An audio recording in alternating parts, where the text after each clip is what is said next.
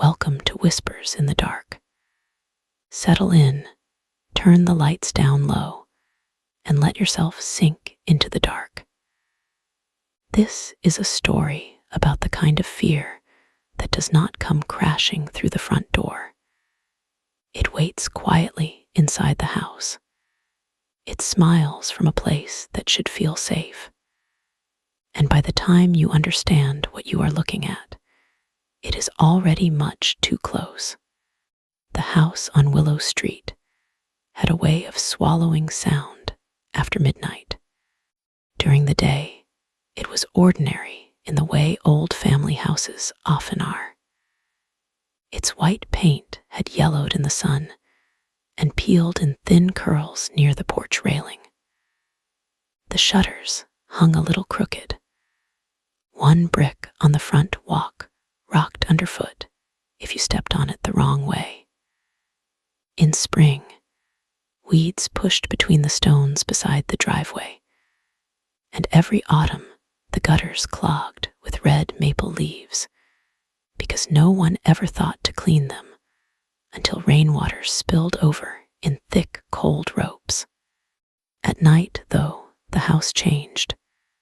The timbers settled with soft creaks that sounded almost deliberate. Pipes gave hollow groans inside the walls. The refrigerator in the kitchen clicked and hummed like something trying not to breathe too loudly. If the wind was up, the branches of the old ash tree in the backyard dragged over the siding with a faint scratch that sounded disturbingly like fingernails. Daniel Mercer had lived there with his son for 3 years and had long since stopped noticing most of it. The house was old. Old houses talked. That was what he told himself, and what he had told his son, Oliver, often enough that Oliver had begun repeating it too. It did not make the nights easier for the boy. Oliver was 7 and narrow-shouldered and soft-voiced, with a cowlick that refused to lie flat no matter how much water Daniel used on it in the mornings. He had wide gray eyes that always looked like they were trying to understand something just beyond reach. He loved dinosaurs and glow-in-the-dark stars and grilled cheese sandwiches with the crusts cut off. He hated peas, thunder, deep water, and sleeping alone, especially sleeping alone. Ever since Daniel's wife, Claire, had died in a car accident on a wet road one November evening, Oliver had become fragile in small, invisible ways.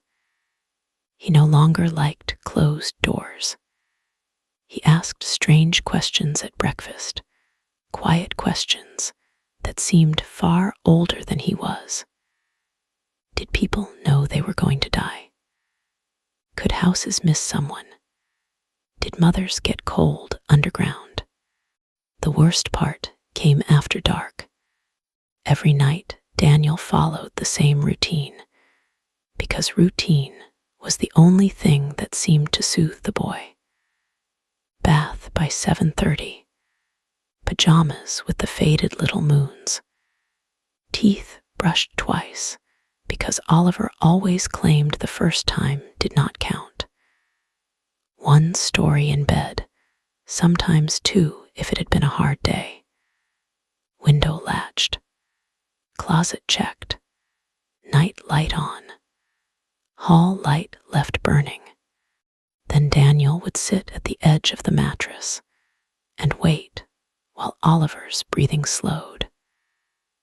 And just before he drifted off, he would always ask in a whisper that made Daniel's chest ache, "You'll say good night again later, right?" Daniel always did. He would go downstairs, wash the dishes, watch half of something on television without absorbing any of it, maybe answer a work email or fold a basket of laundry. before he went to bed, he would climb the stairs again, slow and careful so they would not squeal too much, and step into Oliver's room to make sure he was sleeping. If he skipped it, Oliver knew somehow. On those nights, the boy would wake in tears and pad down the hall to Daniel's room, clutching his blanket, saying he had dreamed of someone standing by his bed. So Daniel never skipped it. On the last Thursday in October, rain tapped at the windows in a soft, relentless pattern, and the house smelled faintly of damp leaves and old wood. Earlier that evening, the power had flickered twice during dinner, dimming the kitchen light until the room looked sickly and gray before returning with a buzz. Oliver had spilled milk all over the table and cried as if he had done something unforgivable. Daniel had cleaned it up and kissed the top of his head and told him it was fine, all while feeling a tiredness so deep it seemed to sit inside his bones. By 10:30, the house had grown quiet. Daniel stood at the sink, staring into the black glass above it, where his own reflection floated against the night outside. He looked older than 38. The hollows beneath his eyes were bruised shadows. His beard had come in rough over the week. He rolled his shoulders and listened to the rain. Then faintly, from upstairs, a floorboard creaked. He turned his head. Probably Oliver shifting in bed, he thought. Maybe sitting up after a dream. He dried his hands and reached automatically for the hallway light switch, then remembered he had promised not to turn the upstairs hall fully dark until after his nightly check. Oliver had been frightened by a movie poster at the grocery store that afternoon. Some cartoon vampire with exaggerated fangs. All evening, he had been nervous. Daniel smiled to himself, despite his fatigue, and started toward the stairs. As he climbed, he noticed the house was quieter than usual. The rain had slowed. The ash tree no longer scraped the siding. Even the hum of the refrigerator seemed very far away. The silence was so complete that he could hear the faint rustle of his own shirt when he moved. Halfway up, a smell drifted down to him. Not strong, not enough to name, just a thin, sour scent, like wet pennies and something stale underneath. He paused. The smell faded almost immediately. He frowned, then continued up the stairs. The hallway light glowed amber from the wall sconce near Oliver's door, throwing soft shadows across the runner carpet. Claire had picked that carpet. She had chosen most of the house, in fact.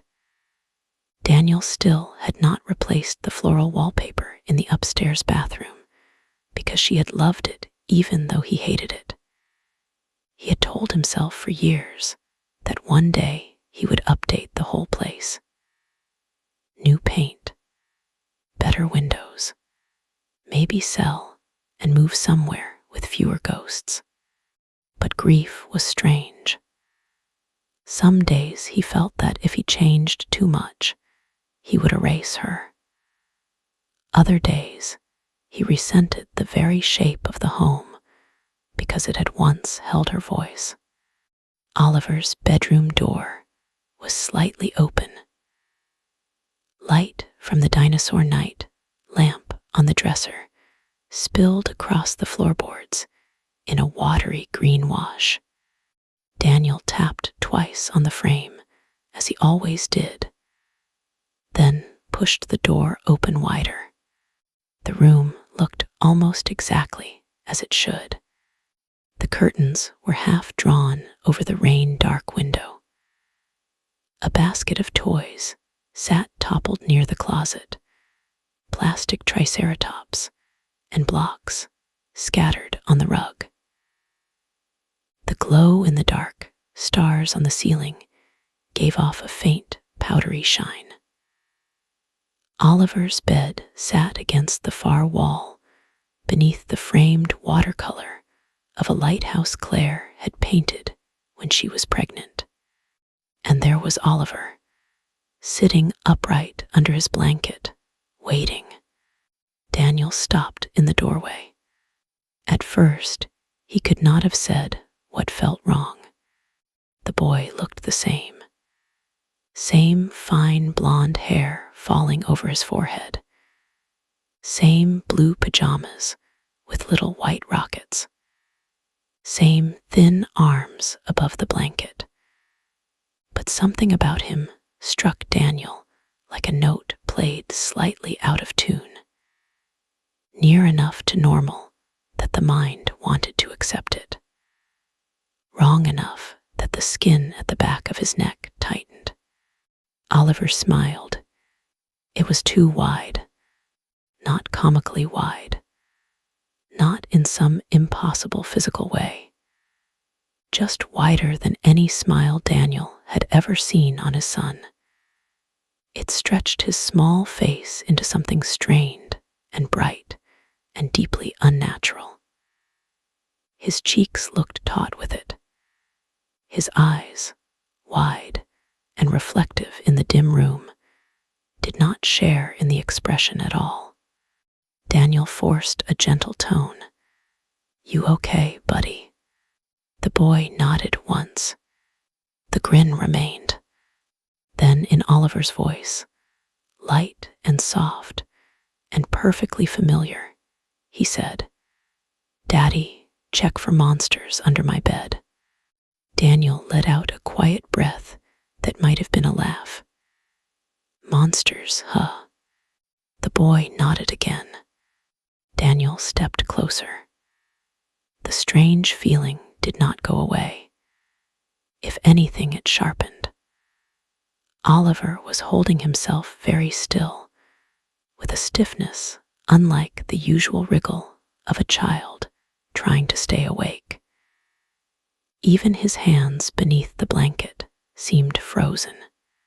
Daniel crouched beside the bed and rested one hand on the mattress. It was warm. He could feel the weight of the body above it. "It is late for monster checks," he said. The grin never changed. "Please." Something cold touched the base of Daniel's spine. He told himself he was being ridiculous. His son was overtired. Kids were strange. They made faces. They copied things they had seen. Maybe he had been smiling in the mirror. Maybe he was trying to spook his dad. Daniel lowered himself slowly to one knee. The green night light painted the underside of the bed in murky shadows. At first, he saw only darkness, a tumble of storage boxes, and the edge of one lost slipper. Then two frightened eyes opened beneath him. Daniel froze. A small, pale face stared back from the dust under the bed. Oliver's face, tear-streaked, lips trembling, his real son. The boy pressed himself flatter against the floorboards and whispered through shaking breath, "Daddy, there's someone on my bed." For one vast and horrible second, Daniel's mind refused to understand what his eyes were seeing. His thoughts snagged and looped like a machine stripped of logic. Oliver was under the bed. Oliver was also on the bed. That could not exist. That was not possible. Something had broken. Something inside him, or in the room, or in the world itself. Then the mattress above him creaked. Very slowly, Daniel lifted his head. The thing sitting on the bed was no longer smiling. Its expression had gone blank. It looked down at him with Oliver's face, Oliver's hair, Oliver's hands gripping the blanket, but all warmth had left it. Its eyes seemed darker now, as if the pupils had spread too wide. The skin around its mouth was faintly gray, stretched a little too tight across the bones. It tilted its head in a curious, almost bird-like motion. Daniel lurched backwards so violently that his shoulder struck the dresser. A framed photograph toppled and shattered across the floor. Under the bed, the real Oliver whimpered. The thing on the bed moved. Not quickly. That was the worst part. It unfolded itself from the blanket in a patient, deliberate way, placing its bare feet on the floor one after the other. Its knees bent oddly inward for an instant before settling straight. Its head remained tilted. Daniel snatched blindly under the bed and grabbed the real Oliver by the wrist, hauling him out hard enough to draw a cry. The boy's body was shaking violently. He clutched at Daniel's shirt with both hands the moment he was free. "Do not look," Daniel said, though his own voice barely sounded human. He got his son behind him and backed toward the door. The thing took one step forward. Its feet made almost no sound on the wood. "Oliver," it said in Oliver's voice, and then smiled again. "You forgot your goodnight kiss." Daniel slammed the bedroom door with all his strength and threw his weight against it. On the other side, something struck the wood once. Not hard, just enough to make the hinges chatter. Oliver was sobbing against his side. Daniel scooped him up and ran. The hallway seemed longer than it should have, full of warped shadows and dim yellow light. Behind them came a scraping sound from inside the room, then another soft thump against the door. As Daniel reached the stairs, Oliver buried his face in his neck and gasped. It was watching me from the closet. It came out when you were downstairs. It said if I screamed it would peel my face off and wear it. Daniel nearly missed a step. He clutched the boy tighter and descended in a rush that jarred every bone in his body. At the bottom, he turned toward the kitchen because it was the only room with a solid lock. His hands shook so badly, he almost dropped Oliver when he tried to turn the knob. They stumbled inside. Daniel shoved a chair under the handle, though he knew how useless that truly was. He grabbed the biggest knife from the block beside the stove, then hated himself for it, because what kind of man grabs a knife against something that looked like his child? The overhead kitchen light felt too bright after the darkness upstairs. It buzzed faintly, making the room look clinical and unreal. Rain streaked the window over the sink. Their reflections quivered in the glass. Oliver was crying so hard he hiccuped. Daniel crouched in front of him, trying to control his own breathing. "Look at me," he said. "Look at me, buddy. I need you to breathe. Oliver tried. What happened? The boy dragged in air. I woke up and it was in my closet. I thought it was you because it had your voice at first. It said not to move. Then it crawled to my bed.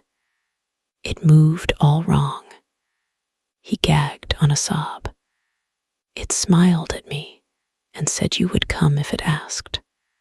Daniel's stomach turned as if he had swallowed ice water. He glanced toward the kitchen doorway. Silence.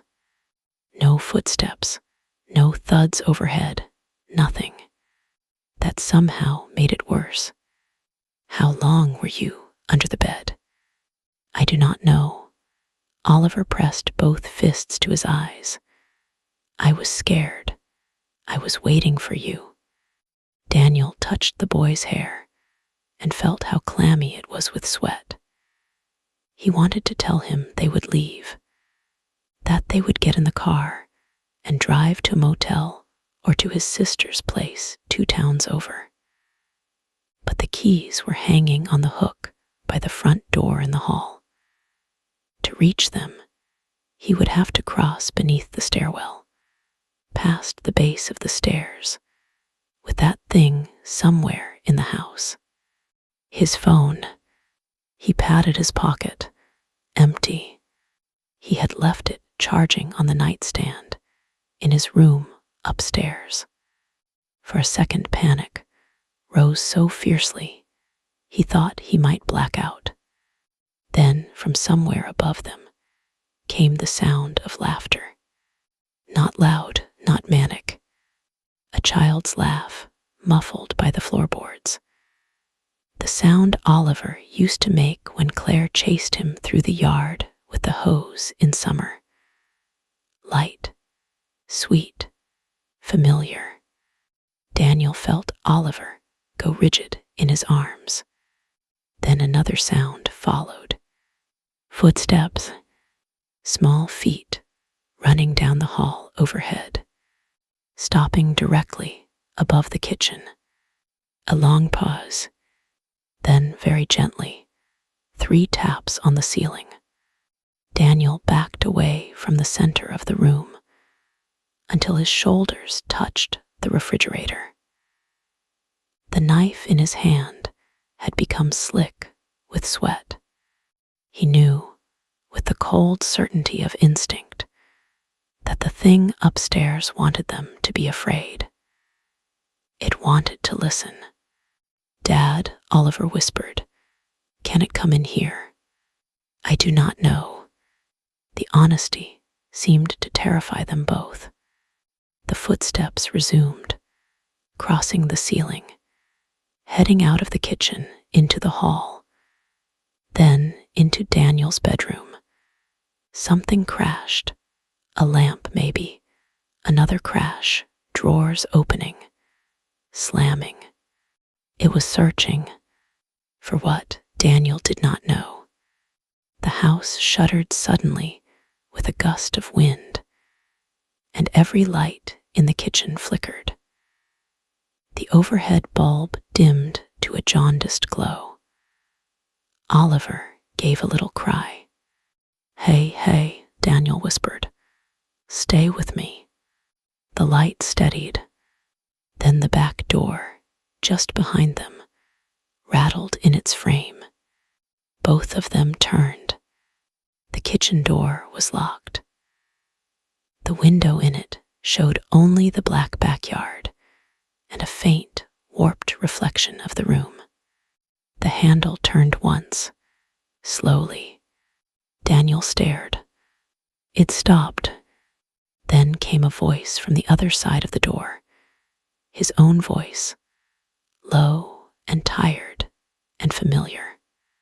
Oliver, open up, buddy. It is me. Oliver let out a broken scream. Daniel's whole body went numb. The voice came again, patient, almost amused.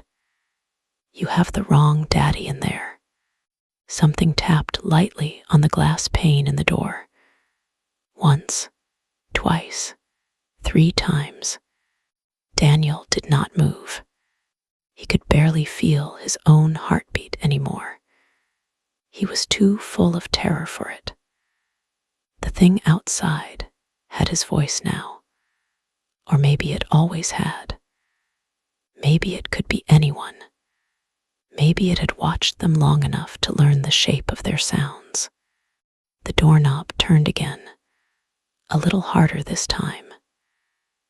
The chair wedged beneath it scraped an inch across the floor. Daniel pulled Oliver behind him and raised the knife with a hand that trembled uncontrollably. The voice sighed. Then, in Claire's voice, soft as breath through a cracked window, it said, "Danny, let me in. He misses me." Daniel made a sound he would later remember with humiliation and confusion, because it was not a word or a cry, but the involuntary grunt of a man struck in the deepest part of himself. His eyes stung instantly. He had not heard Claire's voice outside memory in 3 years, yet there it was, exact, gentle, tender, with a hint of laughter under it. Oliver stared at him, too young to understand why his father suddenly looked wounded in a new and terrible way. The voice continued, still in Claire's cadence. "I am cold out here." Daniel shut his eyes for 1 second. That was all he allowed himself. When he opened them, he spoke toward the door without stepping closer. "You are not my wife." Silence. Then the voice on the other side changed. Not into another person, into something else. It became wet and strained, as though spoken through a throat full of mud. "No," it said, "but I wore her once." Oliver screamed. The back door shuddered violently under a slam, so hard the upper glass rattled in its frame. Another blow followed. Then another, each stronger than the last. Daniel turned and scanned the kitchen wildly. Window over the sink, too narrow to climb through.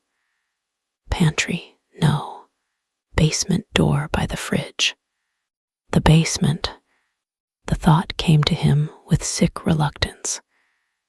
It was not safe, not really. The basement was unfinished, cramped, full of old shelves and boxes, and the rusting remains of a furnace that no longer worked. But it had one advantage. The door was thick oak with a dead bolt that still held. If he could get Oliver down there, maybe he could keep the thing from them long enough until dawn, or until a neighbor heard something, or until he found another way out. Another slam hit the back door. The wood cracked near the lock. Daniel grabbed Oliver's shoulders. "Listen to me. We are going downstairs. You stay behind me no matter what happens. Do you understand?" Oliver nodded frantically. Daniel tore the chair away from the kitchen door and yanked open the basement entrance. A rush of cold, stale air rose from the dark steps below. He fumbled for the switch. Nothing happened. The power had gone out to the basement, or the bulb was dead. Of course it was. He pulled open the junk drawer, found a flashlight, clicked it on, and nearly cried with relief when the beam came alive, narrow but bright. Another crash behind them split the kitchen with noise. The back door frame splintered. "Go," Daniel said. They descended. The basement steps groaned beneath their weight. weird smell and mildew closed around them. The beam of the flashlight jittered over concrete walls, sweating moisture and shelves, crowded with paint cans, tools, old holiday decorations, and boxes labeled in Claire's neat handwriting. Baby clothes, college books, kitchen extra, donate. At the bottom, Daniel shoved Oliver toward the far corner beside the old chest freezer. Stay low. He turned, hauled the basement door shut, and threw the dead bolt. For a moment, there was nothing but their breathing. Then something moved overhead in the kitchen. Slow footsteps, packing. The handle on the basement door clicked once, twice, then stillness. Daniel swept the flashlight around the basement. The cone of light shook over cobwebbed beams and dangling pipes. The washer and dryer stood at one end like huge silent sentries. Beyond them, a narrow crawlspace door sat half hidden behind storage bins. Oliver's face looked ghostly in the beam. Can it get in? I do not know, Daniel said again, and hated himself for having no better answer. A scrape came from the other side of the basement door, something dragging across wood. Then a voice, small and quivering, very nearly convincing. Dad, it called. Dad, I am under the bed. Oliver began to cry harder. The voice repeated the exact whisper Daniel had heard earlier, the exact cadence, the exact breathless terror. Daddy, there's someone on my bed. Daniel shut his eyes. The thing was playing with them, repeating sounds, testing which ones cut deepest. Then it laughed again. The basement door bowed inward with a heavy impact. Dust drifted from the frame. Another blow. Wood cracked near the lock. Daniel looked around desperately for anything useful. Hammer, hatchet, crowbar. He snatched the crowbar from a pegboard and shoved the knife into his belt. It felt absurd, prehistoric, like trying to defend yourself from a flood with bare hands. The third hit splintered the jam. Oliver screamed his father's name. A fourth impact came, then stopped. Silence, so complete it rang. Daniel aimed the flashlight at the door, barely breathing. Seconds stretched. Then a thin line of black appeared between door and frame near the top. Not because it was opening, because something on the other side was pushing fingers through the split wood. They were too long. They curled around the edge with a slow, searching flex, pale and jointed like drowned spiders. One knuckle bent backward with a soft pop. Another hand joined it lower down. Then an eye appeared at the crack. It was Oliver's eye, blue-gray, wet, innocent. Found you, said Claire's voice. The door burst inward. Daniel swung the crowbar with both hands. It connected with a crack that shuttered up his arms. The thing lurched sideways into the shelves, sending boxes tumbling. The flashlight beam flailed wildly and caught it only in broken glimpses. A child's body bending wrong, arms too long in the dark, a mouth opening wider than it should, teeth small and human, and far too many. It moved with obscene speed now that its game had changed. Daniel thrust Oliver behind the freezer and swung again. The crowbar struck the thing's shoulder. He expected resistance. Bone, flesh, something. Instead, it felt strangely soft, as if he had hit packed wet cloth. The creature struck him across the chest with one arm. Daniel flew backward into the washer, so hard the breath left him in a hot grunt.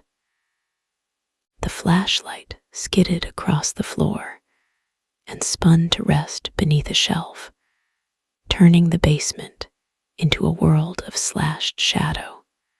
Oliver cried out. The creature went for him. Daniel launched himself forward and caught its ankle. His hands closed around skin that was cold and slippery like meat left too long in the sink. The thing shrieked, a sound like several voices layered badly together. Claire, Oliver, Daniel himself. Something older underneath. It kicked him in the face. White exploded across his vision. He tasted blood instantly, but he did not let go. He dragged it down hard enough that its head struck the concrete with a fleshy thud. Run, Daniel roared. Oliver bolted toward the crawlspace. The creature twisted beneath Daniel in ways no human spine could survive. It flipped onto its back without moving its shoulders and stared at him upside down. Its grin returned, split with blood from the impact, and in a bubbling version of Oliver's voice, it said, "He will fit inside me best." Daniel brought the crowbar down on its face. This time there was resistance. A crunch, something gave. Black fluid sprayed across his hand. Not blood, thicker, oily, stinking of rot and stagnant water. The creature convulsed and let out a scream so violent the basement light bulb at the far end burst, even though it had not been on. Daniel hit it again and again. Its face caved in under Oliver's features, but even mangled, it was still trying to smile. Then it went limp. Daniel stumbled back, gasping, half blind with pain and terror. Oliver, no answer. His heart seized. He grabbed the flashlight from under the shelf and swept the beam across the basement. Broken boxes, shattered glass from old jars, the creature lying crumpled in a wrong boneless heap near the shelves. No Oliver. Then from the crawlspace door, a tiny voice. Dad. Daniel nearly collapsed with relief. He rushed over and found Oliver crouched inside the narrow, dirt-floored space, hugging his knees. His face was gray with fear. "It is okay," Daniel said, though it was plainly not. "Come here." Oliver emerged slowly. Together, they turned back toward the creature. It was gone. For 1 second, Daniel could not understand what he was seeing. The spot by the shelves was empty except for the smear of black fluid and a few strands of pale hair. Then something landed softly behind them. They spun. The creature was clinging to the exposed ceiling beam above the basement stairs. Its limbs folded around the wood like a giant insect. Its face had already begun pulling itself back into shape, skin flowing subtly beneath the surface like worms under cloth. One eye hung lower than the other. Its smile twitched. Black matter dripped from its chin in slow strings. It looked down at them and whispered in Daniel's voice, "I told you not to hide." Then it dropped. Daniel shoved Oliver aside, and the creature hit him full force. They crashed to the concrete. The crowbar flew away. Claws, because they were claws now and not fingers at all, raked along his shoulder and neck in lines of fire. Daniel punched wildly at its head. Up close, the smell of it was suffocating. Grave dirt and sour milk and old breath trapped in sealed rooms. The thing pressed its face close to his. Its skin rippled. For a moment he saw Claire's face. Not as she had been, but waterlogged and crushed, forehead split, one eye clouded white from the crash. Daniel screamed in horror. Then Oliver's face replaced hers. Then Daniel's own. Then something eyeless and raw. "I know you're dead," it hissed. "I know their voices. I know the shape of your grief." It opened its mouth.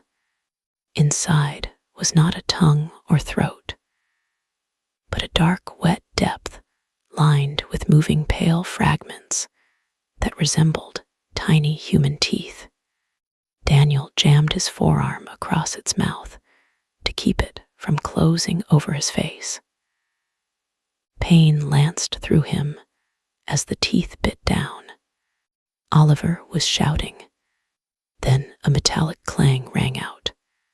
The creature jerked. Oliver stood behind it, both hands gripping a rusted hatchet from the tool bench. The blade sunk crookedly into the back of the thing's neck. For a stunned moment, no one moved.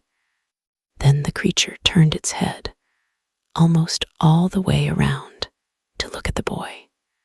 Oliver dropped the hatchet and screamed. Daniel surged upward with a strength born from pure animal panic. He caught the creature around the waist and drove it backward into the old furnace. The metal casing dented with a thunderous crash. The hatchet tore free from the neck. Black fluid spilled hot across Daniel's face and chest. The creature thrashed. Its arms elongated, bones rearranging visibly beneath the skin. It struck the side of the furnace again and again, as if trying to force itself through the metal. Daniel saw, then, what he had not noticed before. The old furnace had a pilot line still attached to a capped gas pipe. Broken, corroded, but attached. An idea terrible and desperate flashed through him. He shouted to Oliver, "Get to the stairs." The boy ran.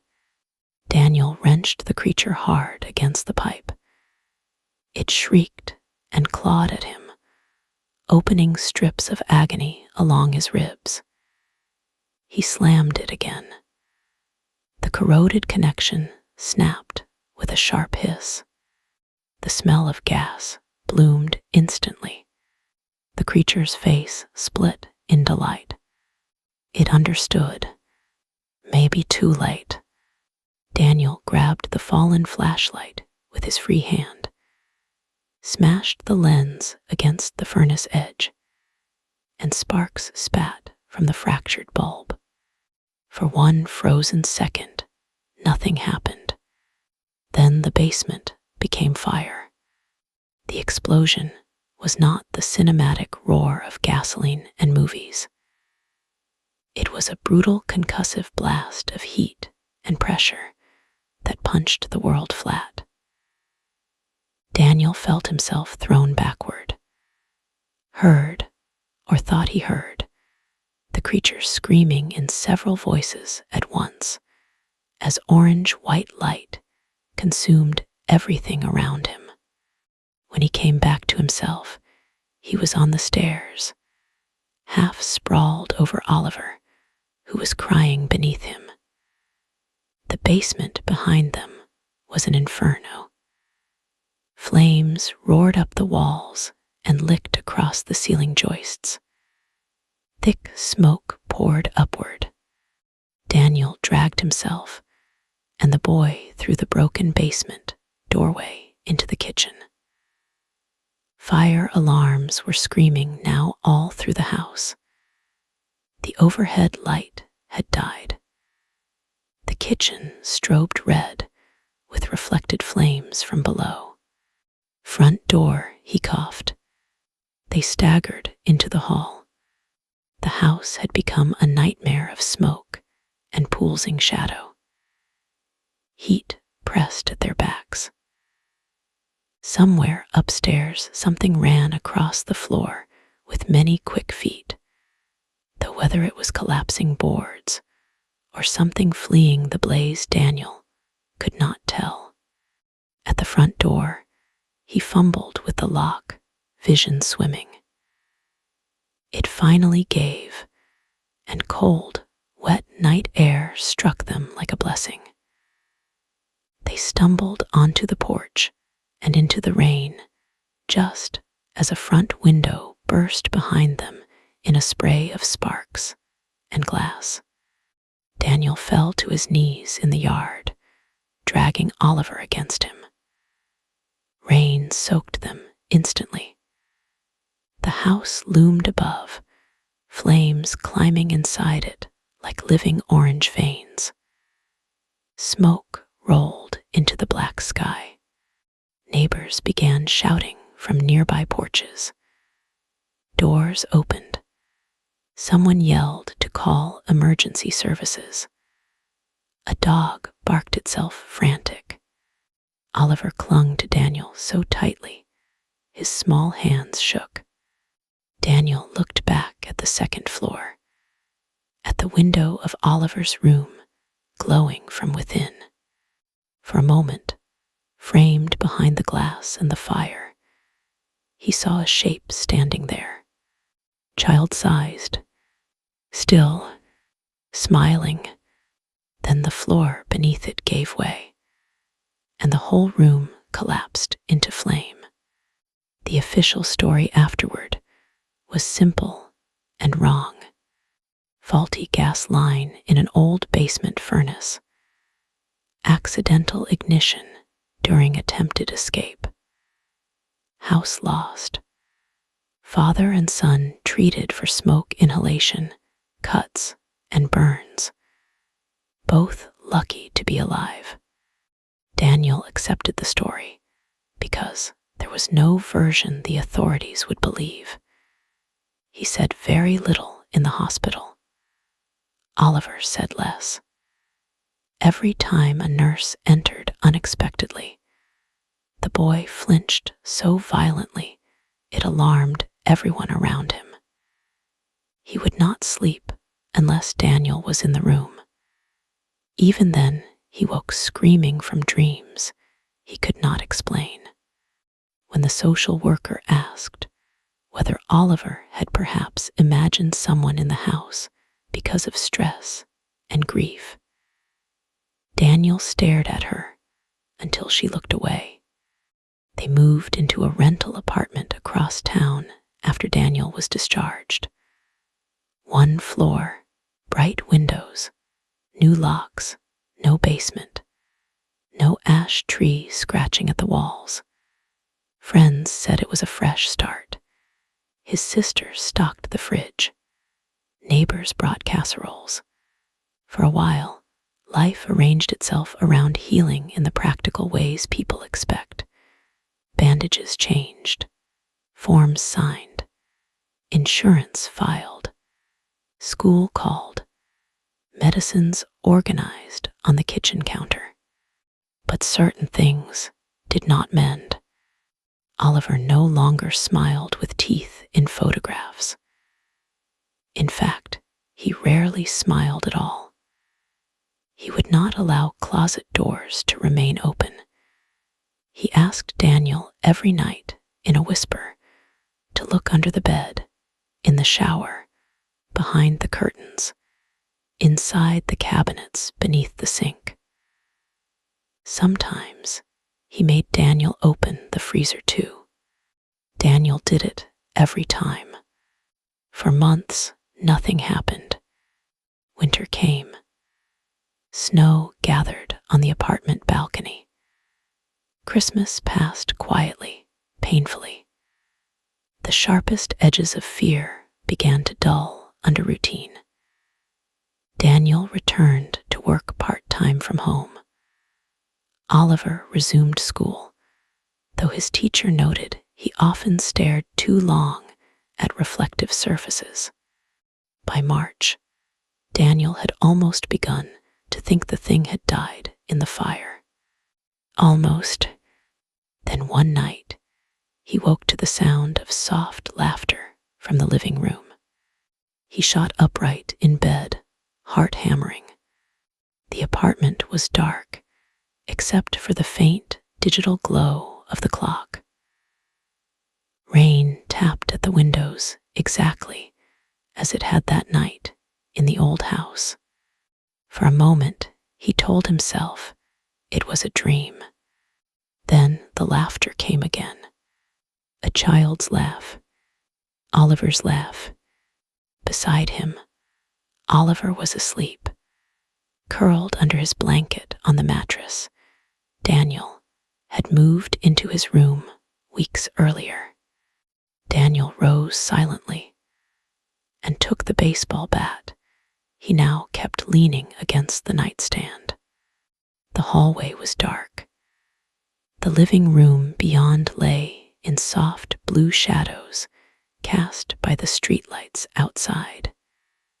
The television was off. The balcony door was locked. Nothing moved. Daniel stood very still. Then he saw it. On the black screen of the television, not in the room itself, but reflected there from the darkness behind him, was the outline of a small figure standing at the end of the hall. He turned. Nothing. Slowly, with dread flooding every limb, he looked back at the television screen. The reflected figure was closer. Daniel's grip tightened on the bat until his bandaged knuckles ached. The figure in the reflection tilted its head. Then, from Oliver's bedroom behind him, came his son's sleepy voice. "Dad."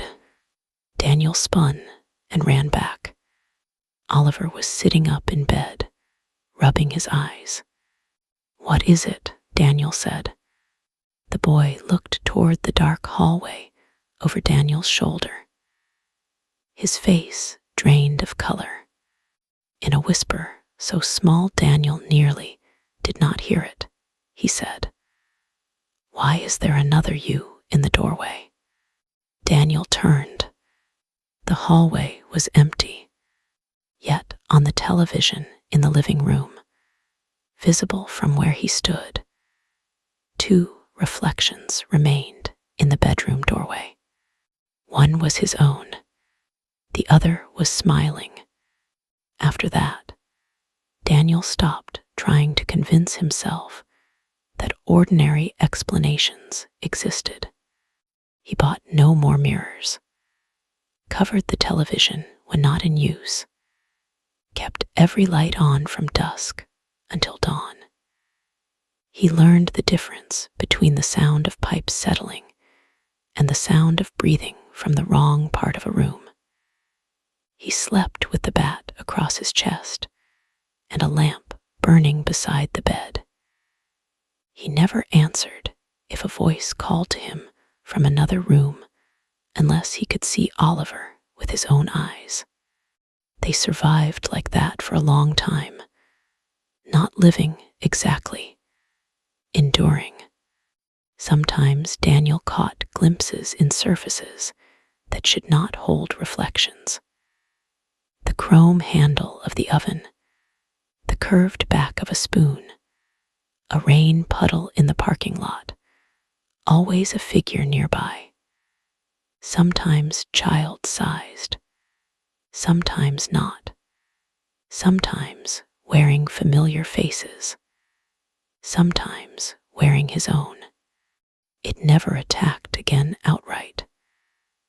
Not the way it had in the house on Willow Street. Instead, it lingered, waiting, learning, feeding, perhaps, on the fear it had planted. Years later, when Oliver was old enough to speak of it without sobbing, he told Daniel something he had never said on that first night. Something that stayed with Daniel more than the grin, more than the voice at the back door, more than the shape in the burning window. When the thing had first come out of the closet and crawled onto the bed, Oliver said it had leaned down very close to where he hid beneath the blanket, close enough that he could smell the rot on it, close enough that he could hear something moving inside its chest, like wet hands patting against a hollow wall. And it had whispered, almost kindly, "It is easier for them to let me in when I look like someone they love." Daniel never told anyone that part. There are some truths that sound too impossible to survive the telling. Some fears that become more real once spoken aloud. He and Oliver still have a nightly routine. Oliver is older now, taller, his voice no longer small. But he cannot sleep until Daniel checks the room, the closet, the windows, the corners, under the bed. Every night Daniel kneels and looks. Every night he prays he will see only dust. Most nights he does, but not always. Sometimes, in the thin darkness beneath the bed frame, there is movement that stops the instant the light touches it. Sometimes, from the hallway mirror he forgot to cover, he catches a grin vanish from behind his own shoulder. Sometimes Oliver calls from his room while Daniel is standing right beside him. And on the worst nights, when the apartment is very still and the rain is tapping softly at the windows, Daniel wakes to a voice from the other side of his bedroom door. His own voice, gentle, patient, familiar. "Buddy," it says, "open up. It is just me. If you made it to the end of tonight's story, thank you for listening. Please like the video, subscribe, and leave a comment. Sleep well. Good night." Whispers of a love so true, painting dreams of me and you. And I'll hold you close in this moment so divine. Whispers of the night.